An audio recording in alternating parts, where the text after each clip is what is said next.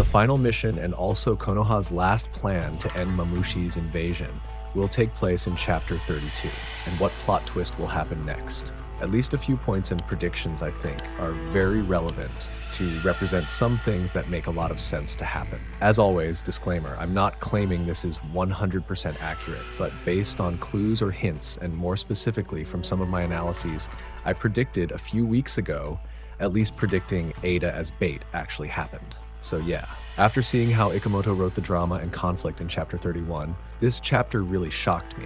Yeah, at least a little. And at least I'm sure we share the same perception. Starting from predictions about the future, destiny, and the like, especially with Koji himself, whom we discussed a few days ago as being quite unreasonable. A discussion about the dialogue between Boruto and Koji, a plot twist involving Koji and Inojin, all came together in Chapter 31, and really left us a little confused and wondering.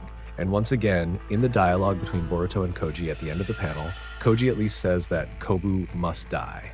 And of course, even at the point where Boruto comes to save Kobu, Koji himself isn't entirely sure that Boruto will come. And based on his personal opinion, Kobu must die. However, as I just mentioned about the two things that are completely out of sync, or perhaps more accurately, the confusing part, Koji was able to forcibly release the Inojin technique from Kobu's body. If Koji really wanted Kobu to die, he shouldn't have wasted time explaining or even yelling at Inojin to immediately release his jutsu when Mamushi was about to attack. Because if Koji had released Inojin's transmission jutsu earlier, Kobu would have died. But in reality, Koji didn't do that earlier. And regardless of the reasons and other factors, at least I have revealed or perhaps analyzed some of the probabilities and reasons behind it all. Because today I want to discuss another interesting part that I previously overlooked. Yep, as I said at the beginning, will there be a plot twist after Konoha uses their last risky method? And here are at least 4 possibilities that could happen during Konoha's final mission to eliminate Mamushi by using Ida as bait. First and foremost, whether you've heard this theory I've made before or not, let me explain it again. In Konoha's final mission to defeat Mamushi, intervention is the key point and plot twist with the highest chance of occurring, right? Because after all, intervention is the main point in the middle of a conflict to create a plot twist or something similar that makes the story more interesting and exciting. And in this case, the intervention I suspect the most is, of course, Jura. And maybe after you hear me say Jura, you might not fully believe it, especially if you still remember what Koji said before this mission or operation began.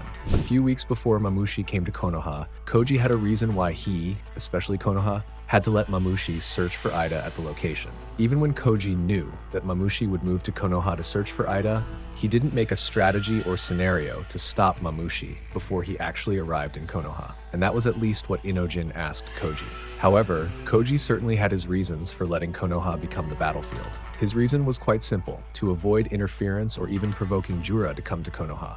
Because, once again, in this case, Jura loves Konoha very much, especially the food and drinks available there. Even in this operation, Mamushi was very cautious and careful. If he were to cause any damage or something similar in the village of Konoha, it would make Jura angry, and that was something Mamushi wanted to avoid at all costs. But of course, continuing with my previous reasoning for making predictions, it's all based on patterns and analysis. And believe it or not, right now, Jura only has Hidari and Mamushi, right? And believe it or not, among the many Divine Tree humans, I think Mamushi is quite special. He doesn't have the same obsession as other Divine Tree humans, that is, love.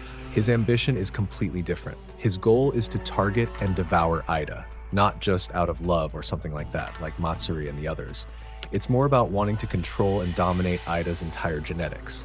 So even though, in theory, we can relate this to Mamushi wanting to control all of Ida's abilities and powers, at least Mamushi's goal is not just something ordinary. Yeah, you know what I mean, right? What I mean is Mamushi's goal is far more intriguing than the others. And believe it or not, if Mamushi's goal is ultimately achieved and he obtains all of Ida's abilities, then that also indirectly supports Jura's own goal. As a simple example, Ida's ability is to see the past with Senrigan. This means that even though Jura had previously obtained information that Naruto was dead, at least with Ida's abilities, which Mamushi has mastered, it will confirm and explain in detail what actually happened. And most likely, Jura could also find out Naruto's actual location, right? And the conclusion for the final plot twist where Konoha eliminates Mamushi is that one of the biggest interventions is Jura. And once again, If this is debated because Jura wouldn't appear even if the battle took place in Konoha, it's certainly not impossible for Jura to appear not just to fight, but to save Mamushi himself. After all, Mamushi is a valuable asset to Jura. With his abilities and everything else, Jura wouldn't let Konoha destroy Mamushi. And as final proof, if you look at Ryu trying to grab the black cube to escape in the middle of the fight against Sarada, Jura, who saw that, seemed indifferent and uncaring. And even after Togodama, Matsuri, and Ryu were captured by Konoha, Jura seemed indifferent and ignored it.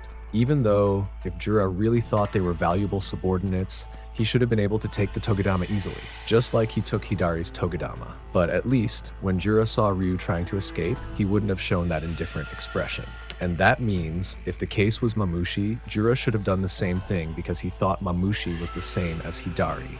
Both are valuable subordinates. Yeah, you know what I mean, right? And second, there is Code's intervention. So far, we have made many predictions and assumptions about Code's appearance, especially since he disappeared for quite a long time after Jura cut off his hand when he tried to fight him.